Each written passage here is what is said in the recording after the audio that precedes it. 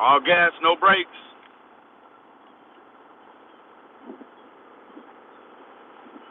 Just wanted to, I'm headed on my way to work. Uh, I wanted to just tell everyone that Ozzy and myself will be holding a victim advocacy course. It'll be a course that will consist of, different different different live chats, different things. But what we will do is we'll go through the full course. And what we'd like to do is a group of online victim advocates that are warriors. Hey, Casey, that's what we're after. So, just a quick update as well. If you didn't see the video that I published earlier this morning, Monica and her family now they have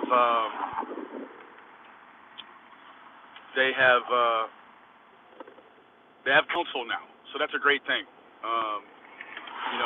They got counsel to start picking up away at the channels that are doing any sort of impersonations or any sort of activities that hey, dropping mom, thank you for becoming a member, lovely. They are going to start having legal counsel address these different channels and platforms and whatnot, and I think that it's a beautiful thing. It's that balance. It does the checks and balances, and not only that, it's going to keep a crook as honest as you can. Mike, drop him off. There you go. Thank you, Casey. Casey is one of the very, very integral members of the group. She's taken it upon herself to do a lot in the way of advocacy for Monica and for the kids. What Casey did and does is she uses her resources to help. And this is just one of the things Casey does. Not only support somebody like me. Casey uses her resources to do the basic, and that's to make sure that these families are fed. Which is, if anyone can remember back in the day before Grubhub or Uber Eats or any of that stuff, when someone in the community would have, an issue or something, what would happen is said community would rally around this family, these families. There'd be no questions asked, if at a later date these families became the focus of these food trains. Thank you, Mike Drop Mama. That's like the quintessential advocacy. Make sure that their stomachs are full. And Casey, that's what Casey does. Casey also, Casey is one of my teammates that I feel like is seldom ever wrong. And I promise you, I don't mean that. There you go. Casey is one of those people that is seldom wrong. Casey has access to my personal contact info, so you better believe if Benny is out here cutting up, the first one to probably tell him about it is Casey. The second is probably Ozzy. So we wanted to offer that to our group upcoming, just so our group could formally say that they have qualifications to advocate for victims. We all have the right to advocate for victims. That victim advocacy is one of those things that you really just, the qualification is to be crazy. The qualification is just to be a good human being. to be a victim advocate. And there's a few other small details that you have to that you have to master in order to be a victim's advocate. One of those things entails, not releasing information that could potentially harm, law enforcement investigation or the conviction and sentencing phase of these cases. So, again, I wanted to give a shout out to KCK today for pulling through in the clutch. We had all the bases juiced, and KCK knocked them home. So for that, thank you, Casey. We love you, and we love you all the more for that. If any of you guys have resources and you would like to try to apply them or offer them to anything Benny Keys or our team has going, please don't hesitate to reach out. My personal email address is altitudefilms with a Z, altitudefilmz@gmail.com. If you would like to be one of our trusted advocates and you would like to, ante up and put your resources on the table, we'd certainly love to express our gratification for you publicly, as well as put you into contact with the innards of this case and see how you can help. I was reached out to by someone last night, and I got a great wealth of information regarding Darien and the potential that this could be a hate crime. I think that overall many hands make light work. So I feel entrusted that the good people still left at the DPD, the Dallas Police Department, are making sense out of the data they have, and pushing forward with what we need as a community out there to feel safe. I'm also going to be working with some of the residents of the area where Cash Gernon was abducted and ultimately killed at. I am going to be helping arrange with some citizenry that live in that area. I'm going to be helping some of the citizenry there, mainly the men, because what we want to do is we want to educate and we want to empower the men that live there in that Southwest Dallas neighborhood, and we want to start doing unannounced patrols during the evening, especially from 9 p.m. till the morning light hours.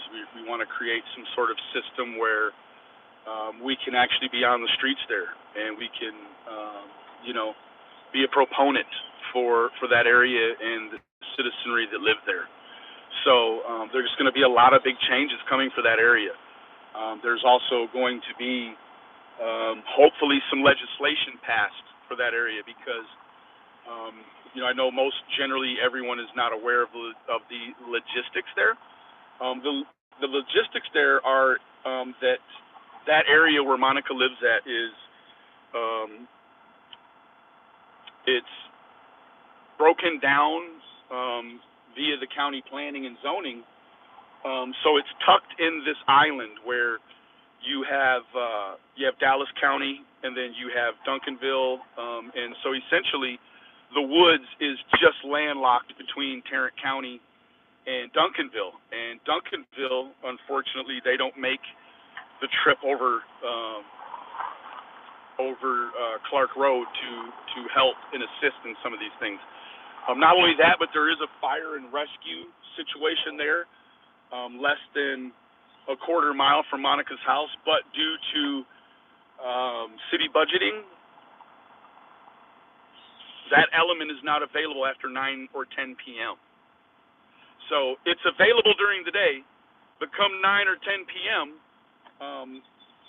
that substation for the Dallas Fire Department and the rescue doesn't operate from 10 until, I don't know if it's 6 the next morning or 9 the next morning. I don't actually know what it is, but What I'll tell you is that they have the very bare minimum of law enforcement and rescue services that are available there. So what we've decided to do is to take that into our own hands, and we will be we'll be forming a group of men, and I suppose women that just won't take no for an answer.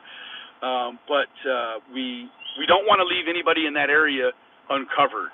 So that's the only reason why, now if you're a stay-at-home dad and mom is the assertive one in the relationship, we'd certainly love to have mom come out. The plan here is to not pull everyone away from a particular premises and leave someone in that neighborhood vulnerable and exposed to the people that live there that don't do good. So a lot of big changes will be happening for that area, and a lot of the big changes that are going to be taking place will be they'll be carried out by the citizenry there. And I will also be partaking in the citizen patrols there, just to create a show of force.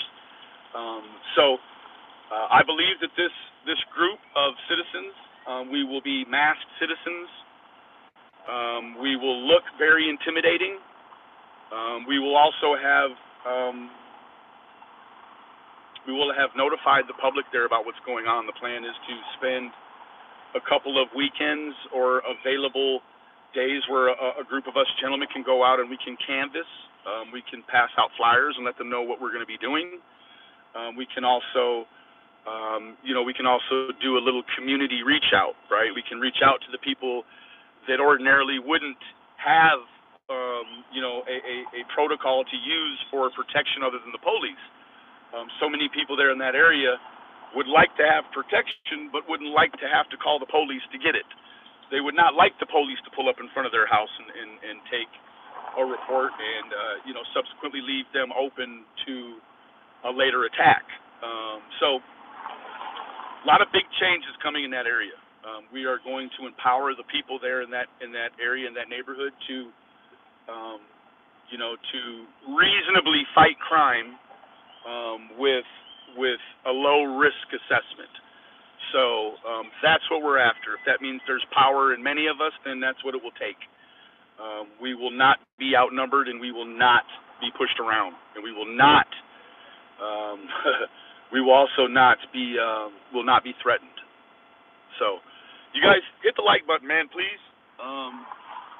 Please hit that like button. I don't ask for no money, and I just want to beat up on that algorithm. That's what I want to do. So let's hit that like button, guys. There's 98 of us in here. Let's make sure the algorithm sees this, and let's make sure that the criminal element in Southwest Dallas understands that we're about to take that neighborhood back. We're going to be taking that neighborhood back from kids like the Brown kids and the other unruly criminal element there. We're going to be taking that neighborhood back, right? Had the Dallas police assisted the people in that neighborhood, we wouldn't have to take it back from the criminals. We'd already have it.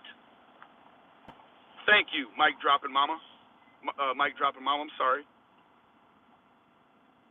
Yeah, we're taking that neighborhood back from the criminals, back from the sexual assailants, back from the predators. We'll be running all kinds of operations in that neighborhood. We'll be weeding you out. Whether you're a petty thief, whether you like to break into cars and touch on people's things that don't belong to you, whether you like to sell narcotics in that area, whether you like to peep and tom, whether you like to try to lure, entice, and incite young children offline, we will be taking the woods back from you. And we will do it by any means necessary. The criminal element there, they took one of our citizenry, one of our children, Cash Gernon, and they did that by any means necessary. So to fight fire, you can only beat fire with fire, right? You can be assistive with water, yes. But the way you're going to beat fire is with fire. So we're going to bring the sticks and the bats back to that neighborhood, but put them in the hands of the right people. We're going to empower people over there to call the police or to call one of our services. Okay? That is victim advocacy. That is putting the power back in the men and the women in that neighborhood. Instead of sitting here talking about what we can do online to further emaciate this family, or to further try to make them vulnerable and expose them to cyber attacks and real physical attack in real life, I'm going to be part of taking that neighborhood that I grew up in, taking it back. So to you ain't shit kids and grown folks over there that have no investment to that neighborhood like I do and other people in that neighborhood that have grown up there their whole life, we're taking it back. And we hope that we meet all sorts of fucking tough guys that want to put up a fight before they just hand it back over to us anyways. That's our neighborhood. And us Duncanville boys, we're sticking together. And we're going to be all through that neighborhood, kicking the shit out of the criminal element. That's right. That's right. If you're in that area and we know who you are, we're going to picket in front of your house until you are so ashamed you follow the law. That's what we're going to do. And if you want to come another angle, you can get your skull dented up. We're taking this neighborhood back. Mark my words. Remember, people, the absence of evidence is not the evidence of absence. And to be a great, even a moderate, subpar, mediocre victim advocate, you just got to be a good human being. Thanks, guys. Catch you on the flip side.